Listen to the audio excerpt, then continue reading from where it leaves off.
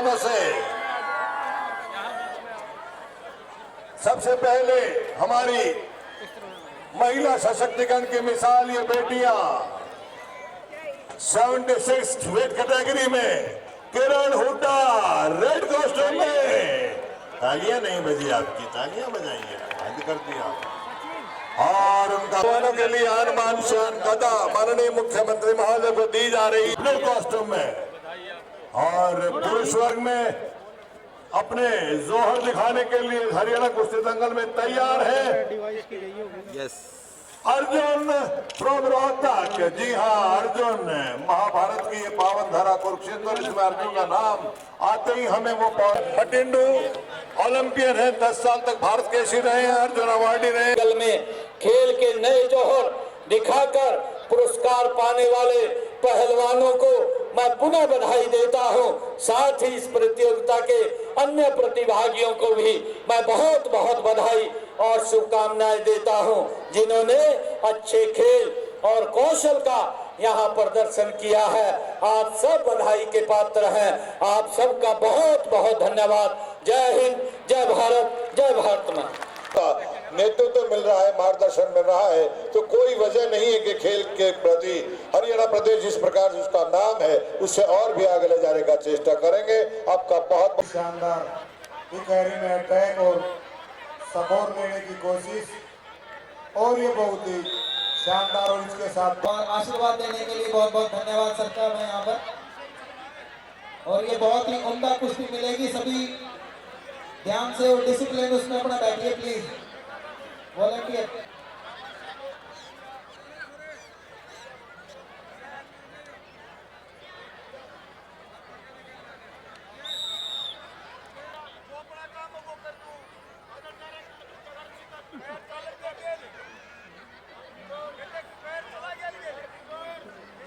और बहुत ही अच्छा मुकाबला, दोनों ही पहलवान अंतर्राष्ट्रीय सतर की, एक world cadet medal gold medallist. ये बहुत ही अच्छा अटैक, इतनी अच्छी बगलडूब करते हुए 2 अंक हासिल किए, और इसी के साथ स्कोर हुआ 0 और 4।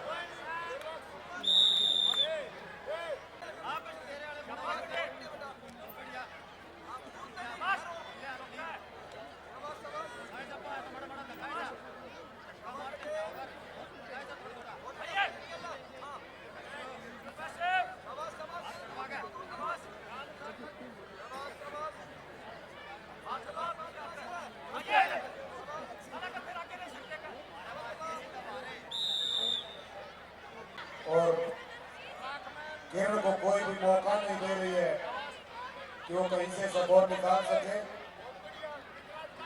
और बहुत ही शानदार कुश्ती,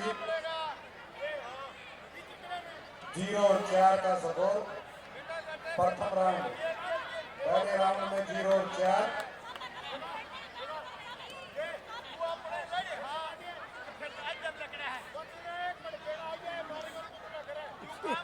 और ये पहला राउंड प्रथम स्थान प्राप्त किया, और दूसरे स्थान पर रही किरण।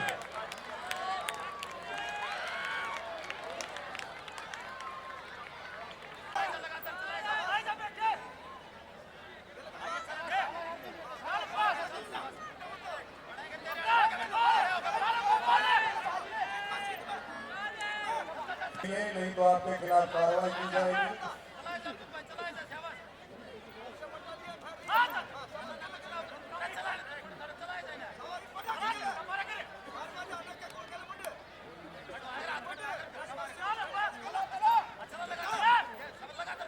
बहुत अच्छा मुकाबला, और कुश्ती न लड़ने के कारण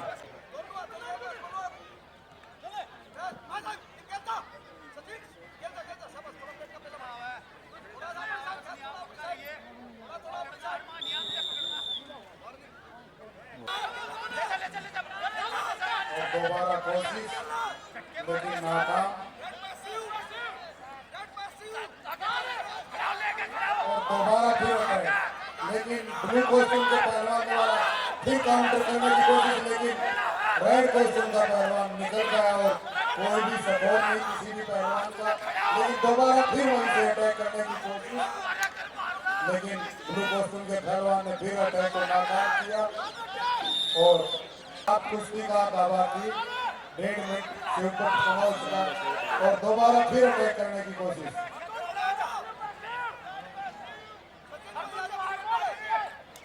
लाल कॉस्ट्यूम का पहलवान लगातार सपोर्ट निकालने की कोशिश कर रहा है, लेकिन ब्लू कॉस्ट्यूम का पहलवान भी मजबूती के साथ अपना बचाव कर रहा है और मौका मिलते ही सपोर्ट को लेने की भी पूरी कोशिश करता है। और इस कुश्ती का 45 सेकंड शेष है। प्रथम स्थान प्राप्त किया और अर्जुन रुहिल ने प्रतियोगिता में दूसरा स्थान प्राप्त किया। तो पहलवानों के लिए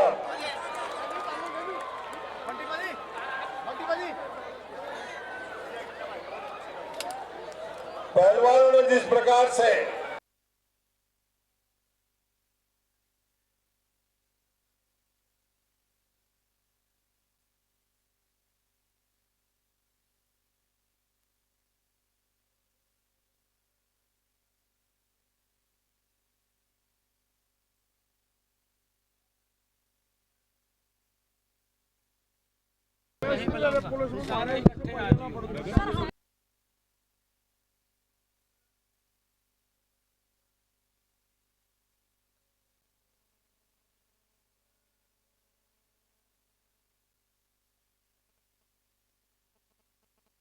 मेरे लिए बड़े गर्व की बात है कि हरियाणा कुश्ती दंगल अंतर्राष्ट्रीय गीता जयंती महोत्सव के इस अंतिम दिन के कार्यक्रम में हमारे जो खिलाड़ी हैं पिछले 3 दिनों से अलग अलग स्थानों के ऊपर पूरे हरियाणा प्रदेश के अंदर ये गेम्स चल रहे थे। आज उसका समापन था। इस समापन के ऊपर हमारे हरियाणा प्रदेश के सभी भीम अवार्डी, अर्जुन अवार्डी और हमारे सभी खिलाड़ी आज कुरुक्षेत्र के इस पावन भूमि के ऊपर उपस्थित हुए और यहाँ पर हमारे खिलाड़ियों ने इस कुश्ती दंगल में अपनी प्रतिभा को सभी के सामने वो रखा है। कुछ फर्स्ट आए हैं, कुछ सेकंड आए हैं, कुछ थर्ड पोजीशन पर भी रहे हैं। मैं सभी खिलाड़ियों को जिन्होंने पार्टिसिपेट इस हरियाणा कुश्ती दंगल में किया है, चाहे वो जिला स्तर पर थे या वो स्टेट स्तर के ऊपर आए हैं, उन सभी को मैं बहुत बहुत बधाई और शुभकामनाएं देता हूं, क्योंकि हमारी ये प्राचीन परंपरा रही है और प्राचीन इस परंपरा को लगातार आगे बढ़ाने का काम हमारे सभी हरियाणा के लोग और हमारी सरकार मिलकर के इसको करती है।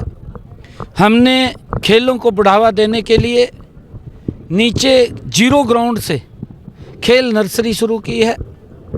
आदरणीय नरेंद्र मोदी जी ने खेलो इंडिया, उसके माध्यम से युवाओं को एक मंच दिया है और उसका परिणाम है कि 2014 के बाद हमारे देश और प्रदेश के खिलाड़ी निरंतर भारत का नाम ऊंचा कर रहे हैं और वो मेडल की एक बड़ी श्रृंखला वो लेकर के आ रहे हैं।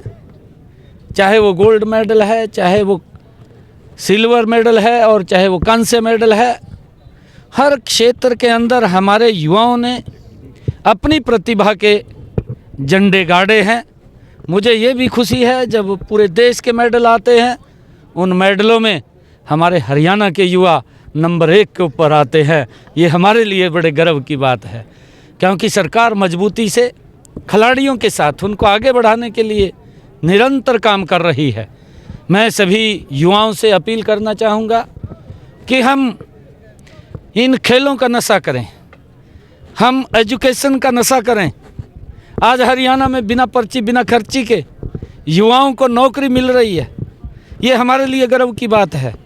और अन्य नशों से हम बचें, नशा करें हरियाणा की माटी का, हरियाणा के खेलों का, हरियाणा के हमारी संस्कृति कल्चर का, और हम हरियाणा को आदरणीय मोदी जी के उस सपने को साकार करते हुए मैं इस आज के इस अवसर के ऊपर हरियाणा प्रदेश के युवाओं को कहना चाहूँगा कि प्रधानमंत्री जी का जो एक विज़न है कि ये भारत 2047 तक विकसित राष्ट्र बनेगा, ये वही क्रीम है।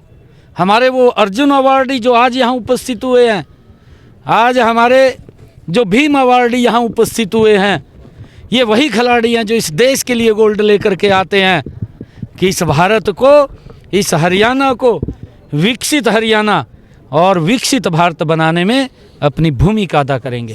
मैं सभी हर प्रकार का जो नशा है जो हमारे शरीर को नुकसान पहुंचाता है या हमारे शरीर की को कमज़ोर करता है, नशे से हमारी विकास की गति कम होती है। किस युवा के अंदर क्या प्रतिभा छिपी हुई है, जब वो युवा मंच के ऊपर दिखाता है तब उसकी प्रतिभा निखर करके सामने आती है। अगर वो गलत रास्ते पर चला जाता है तो प्रतिभा भी अपना दम घोट लेती है, वो प्रतिभा दिखाई नहीं देती। मैं युवाओं से अपील करूंगा कि नशे से हम बचें। मैं सभी हरियाणा प्रदेश के आम जन से भी अपील करूंगा कि अपने बच्चों को नशे से दूर रखिए। उनको आगे बढ़ाने के लिए जब सरकार सपोर्ट कर रही है तो उनको आगे बढ़ाने का मौका दे रही है। हम देखिए, ये आदरणीय प्रधानमंत्री जी का एक विज़न था। उन्होंने कहा भी था कि देश के अंदर वन नेशन वन इलेक्शन के तहत ही चुनाव होने चाहिए। इससे क्योंकि पैसे का भी बहुत ज़्यादा मात्रा में दुरुपयोग होता था, वेस्टेज होती थी, विकास की गति रुकती थी। और विकास की गति इसलिए रुकती थी क्योंकि हर 3-4 महीने के बाद कहीं ना कहीं चुनाव होते थे। कभी पंचायत के चुनाव, कभी नगर पालिकाओं के चुनाव, कभी विधानसभाओं के चुनाव, कभी लोकसभाओं के चुनाव, कभी और कोई चुनाव आ जाता था। तो इससे आचार संहिता के कारण विकास की गति रुकती थी, पैसा ज़्यादा खर्च होता था। परंतु आदरणीय प्रधानमंत्री जी का जो ये विज़न है ये स्वागत योग्य है। मैं प्रधानमंत्री जी के इस फैसले की भूरी प्रशंसा करता हूं कि उन्होंने वन इलेक्शन और वन नेशन वन इलेक्शन को जो मंजूरी दी है, उससे देश का खर्चा भी बचेगा, देश विकास की गति पर तेज़ी से आगे बढ़ेगा और आम लोगों को भी उसका आम जन को लाभ होगा। कांग्रेस का झाड़ डूबता जा रहा है, कोई भी मुद्दा नहीं था जब से, क्योंकि महात्मा गांधी जी ने कहा था आज़ादी के बाद कि इस कांग्रेस को ख़त्म कर देना चाहिए, परंतु उनके कुछ अपने हेतु थे, उनके नेताओं के हेतु थे और उसके कारण से वो कांग्रेस जब सभी लोगों ने मिलकर के इस आज़ादी की लड़ाई के अंदर अपनी भूमिका अदा की थी। बहुत सारे ऐसे क्रांतिकारी वीर थे जिन्होंने इस देश की आज़ादी में अपने आप को न्यौछावर किया है और उसके बाद उसका लाभ लेने के लिए कांग्रेस के कुछ लोगों ने, कुछ नेताओं ने इसको जिंदा रखा।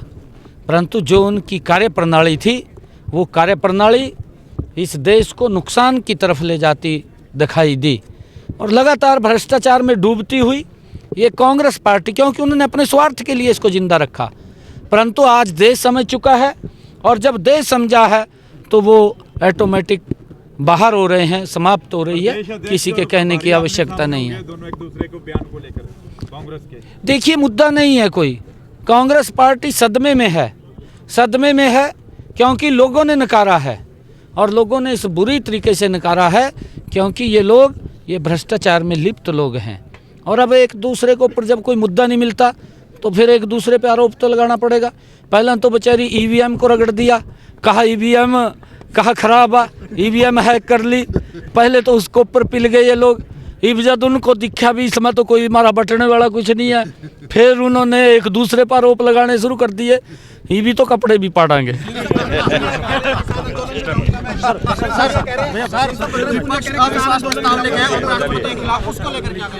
उनका मुद्दा नहीं है।